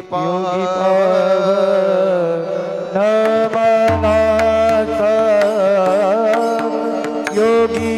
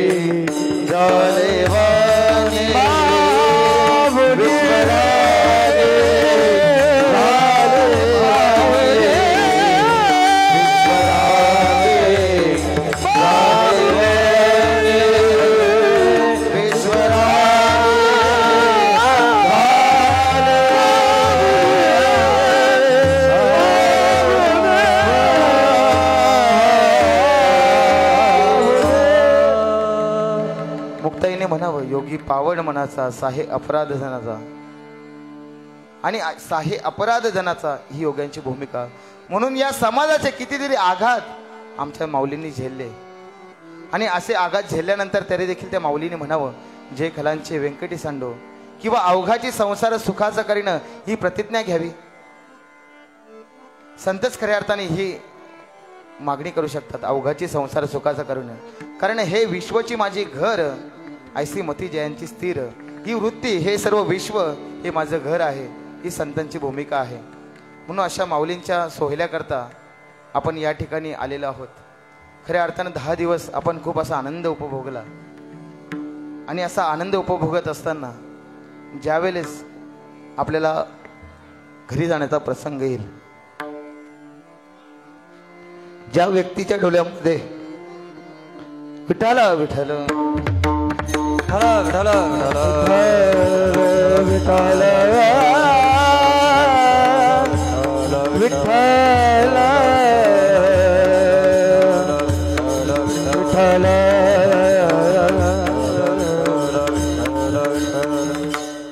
कारण आता घरी गेल्यानंतर आपल्याला हा आनंद, हा सोहळा पाहायला मिळणार नाहीये.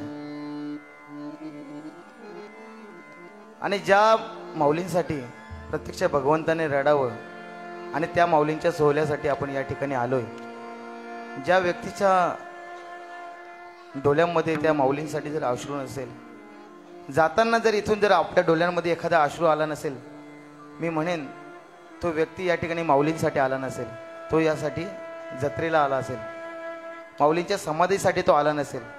जर आपल्या डोळ्यांवाटे जर माऊलींसाठी एक अश्रू जात नसेल तर. कारण जवळजवळ 10 दिवसांमध्ये आपण हा सर्व आनंद घेत आलोय.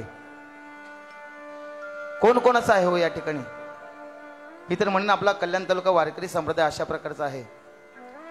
या ठिकाणी आगरी समाज आहे, कोली समाज आहे, कुणबी समाज आहे, आदिवासी समाज आहे. आता तर आमच्या त्या गुजराती ताई देखील या ठिकाणी आहेत. नवे नवे अनेक, याहीपेक्षा इतर देखील मराठा समाज असेल, अनेक समाजाचे लोक आपल्या या वारीमध्ये चालतात. आहे का कोणाचं कोणाशी कोणतं नातं? परंतु त्या माऊलींसाठी, त्या माऊलींनी आम्हाला हे नातं घालून दिलं. मला परमपूजनीय पांडुरंग शास्त्री आठवले यांचं एक वाक्य नेहमी आठवतं. जाता जाता ते वाक्य सांगून जातो. Other is not other, this is my divine brother. Pandurang Shastri आठवल्यांचं ते वाक्य आहे, other is not other, this is my divine brother. याचा अर्थ असा, दुसरा कोणी नसून तो माझा दैवी भाऊ आहे. ज्या वेळेस ही वृत्ती प्रत्येक माणसाच्या अंतःकरणामध्ये जागी होईल, त्या दिवशी खऱ्या अर्थाने जीवनातील सर्व आपले जे काही भांडणं वगैरे आहेत, जो काही एकमेकांविषयी असणारा द्वेष आहे, तो द्वेष त्या दिवशी संपून जाणार आहे. कारण पहा ना, आपल्यामध्ये कोणतं रक्ताचं नातं आहे का? आपल्यामध्ये कोणत्याच रक्ताचं नातं नाहीये, परंतु त्या रक्त बनवणाऱ्याचं नातं आहे. म्हणून आपण एकाच त्या भगवंताचे सर्व लेकरं आहोत. म्हणून ज्या दिवशी ही भूमिका आपल्या अंतःकरणामध्ये ठसावेल, त्या दिवशी आपण वेगळा परमार्थ करायची गरज नाहीये. ज्या दिवशी आपल्या अंतःकरणामध्ये ही वृत्ती निर्माण होईल, तेव्हा कधीच बाई आपल्या शेजारच्या बाईशी भांडण करणार नाहीये. त्यावेळेस तिला वाटेल की दुसरी बाई देखील, त्या बाईला देखील माझ्याच भगवंताने निर्माण केले आणि मला देखील त्याच भगवंताने निर्माण केले. ही वृत्ती ज्यावेळेस प्रत्येकाला समजेल, त्यावेळेस समाजातील सर्व भांडणं संपून जातील. आणि अशा माऊलींच्या सोहळ्यासाठी आपण या ठिकाणी सर्वजण आलेलो आहोत. आणि जाता जाता निश्चितच प्रत्येकाच्या डोळ्यांमध्ये, कारण त्या दिवशी मला वाटतं बरीच जण भाऊक झाली होती राजगुरुनगरला केणी महाराजांच्या कीर्तनामध्ये. आज असते तर ते आपल्याला अजून आनंद घेता आला असता. कारण त्या माऊलींनी आपलं दुःख त्या माऊलीला पाहवलं नाही. कारण आईला मुलाचं दुःख कधी पाहवत नाही. म्हणून आपल्या असणाऱ्या होणाऱ्या वेदना त्या माऊलींविषयी आपल्या अंतःकरणामध्ये असलेली ओढ त्या माऊलींनी जाणून घेतली. आणि तो आनंद आपल्या लेकरांना पुन्हा देण्यासाठी आपल्याला ह्या कालामध्ये देखील आपल्याला त्या माऊलींनी कोणत्याही प्रकारची म्हणजे बाधा येऊ न देता या ठिकाणी आपल्याला सुखरूप पोचवलं. माऊलींनी ज्या माऊलींनी आपल्याला या ठिकाणी सुखरूप पोचवले, म्हणून त्या माऊलींसाठी जाता जाता एक अश्रू आपल्या डोळ्यांमध्ये असावा. आणि या ठिकाणी मला आपण सेवा करण्याची संधी दिली, त्या प्रित्यर्थ मी आपला सर्वांचा, कारण पुन्हा हे भाग्य माझ्या पदरात कधी पडेल सांगता येत नाही, तरी देखील आपण मोठ्या अंतःकरणाने, कारण मी तर म्हणत होतो, कारण या ठिकाणी आमच्या कल्याण तालुका वारकरी संप्रदायामध्ये आमच्या तकदीर महाराजांसारखे, आमच्या भालचंद्र महाराजांसारखे, नवे नवे आमचे भास्कर महाराज असतील, ज्यांनी काही काल आपला जीवन, आपलं तारुण्य परमार्थासाठी खर्च केलं आणि सुंदर असं अध्ययन करून आपल्या ते समाजामध्ये पुन्हा येत आहेत, यांच्यासारखी अभ्यासू कीर्तनकार देखील असताना मला तुम्ही या ठिकाणी या दिवशी सेवा करण्याची संधी प्राप्त करून दिली, माझं परम भाग्य समजतो. आणि या ठिकाणी अनेक असे गुरुजन कलाकार उपलब्ध आहेत, त्याच्यामध्ये आजच्या सेवेकरिता विशेषतः त्यांची उपस्थिती लाभली. माझ्यावर नितांत प्रेम असणारे, श्रद्धा असणारे, की ज्यांना आम्ही भेटल्यानंतर जर आम्ही एकमेकांची मिठी घेतली नाही तर आम्हाला जमत नाही, असे प्रेममूर्ती, प्रेमस्वरूप असणारे चेतन महाराज पहाऱ्याहून भिवंडीचे या ठिकाणी आपल्या परिसराचा वैभव आहेत. आणि ते माझ्या प्रेमास्तव आणि आपल्या कल्याण तालुका वारकरी संप्रदायाच्या प्रेमास्तव ते या ठिकाणी उपस्थित आहेत. त्याचप्रमाणे ज्यांच्या आवाजामध्ये खरंच सरस्वती मातेचा आशीर्वाद आहे, ज्यांना त्या सरस्वती मातेने आपला कंठ प्रदान केला आहे, अशा गोड स्वभावाचे आदरणीय प्रेममूर्ती जयजी महाराज करायले, खऱ्या अर्थाने यांची देखील ही काही तरुण मंडळी पाहत आहेत ना, आम्ही सर्व जे काही आपल्याच कृपा आशीर्वादाने सर्व तयार झालेले आहोत, परंतु एकेकाच्या अंत्यकरामध्ये भगवंताविषयी किंवा एकमेकांविषयी एवढी प्रेम भावना आहे ना, म्हणजे एवढी सलोखता आमच्यामध्ये निर्माण झाली ना, की आम्ही एकमेकांसाठी काही करू शकतो. आता एवढ्या दगदगीच्या कालामध्ये देखील चेतन महाराज या ठिकाणी उपस्थित आहेत. जयेश महाराज, त्यांना समजलं की माझं कीर्तन आहे, या ठिकाणी ते देखील उपस्थित राहिले. अधिकारी प्रमोद महाराज असतील आमचे, आधी करून सर्व ज्येष्ठ श्रेष्ठ मंडळी या ठिकाणी आपण सर्व उपस्थित आहेत. सर्वांचं या ठिकाणी मी ऋणनिर्देश करतोय. एक वेळ त्या माऊलींचा आपण जयघोष करू. ज्ञानेश्वर माऊली, नारद माऊली, ज्ञानेश्वर माऊली, नारद माऊली, ज्ञानेश्वर माऊली, नारद माऊली या ठिकाणी अभंगाच्या 3 चरणांचा आपल्यासमोर भावार्थ मांडण्याचा प्रयत्न केला. अभंगाच्या शेवटच्या चरणात महाराज सांगतायत, तुका मने सोडिल्या गाठी, दिली मिठी पायाशी. त्या संतांपाशी जात असताना मी माझ्या जीवनातील जे काही विकाररूपी गाठी असतील, कारण भगवंता का होईना, संतांकडे का होईना, ज्याप्रमाणे आपल्या तुका मने देह भरीला विठ्ठले कामक्रोधे केले घरे रीते, कामक्रोधाच्या देखील गाठी आहेत. आणि अनेक विकारांच्या माझ्या अंतःकरणामध्ये असणाऱ्या गाठी मी सोडल्या आणि त्या संतांना शरण गेलो. म्हणून ते संत तुम्ही काय करा, गोमटे ते करा माझे, भार ओझे तुम्हासी. या ठिकाणी अभंग असा आपल्यासमोर भाव मांडण्याचा प्रयत्न केला. जे काही चुकीचं गेलं असेल ते माझ्या बुद्धीचा दोष, जे काही चांगलं असेल गुरुवर्यांचा आशीर्वाद, आईवडिलांचा आशीर्वाद आणि तुमच्यासारख्या थोर महात्म्यांचा आशीर्वाद, मार्गदर्शन आणि हे व्यासपीठ म्हणजे वारीचं व्यासपीठ याच्या माध्यमातून या ठिकाणी मी उभा आहे. या ठिकाणी सर्वांचे या ठिकाणी आभार निर्देश करतो आणि या ठिकाणी अभंगाची फक्त 5-2 मिनिटांमध्ये या ठिकाणी चेतन महाराज एक शेवटची चाल घातील 2 मिनिटांमध्ये आणि आपण या ठिकाणी सेवेला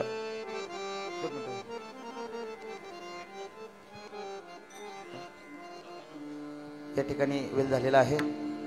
तुका मने सोडिल्या गाठी दिली मिठी पायाशी म्हणून तुकाराम महाराज सांगितलं त्या सर्व मी माझ्या अंतकरामध्ये असलेल्या गाठी सोडल्या आणि त्या संतांच्या चरणापाशी मी गेलो. म्हणून संतांनी काय करावं, गोमटे ते करा माझे भार ओझे तुम्हाशी. तुम्ही माझं गोमट जे काही चांगलं आहे अपेक्षित आहे ते तुम्ही करा.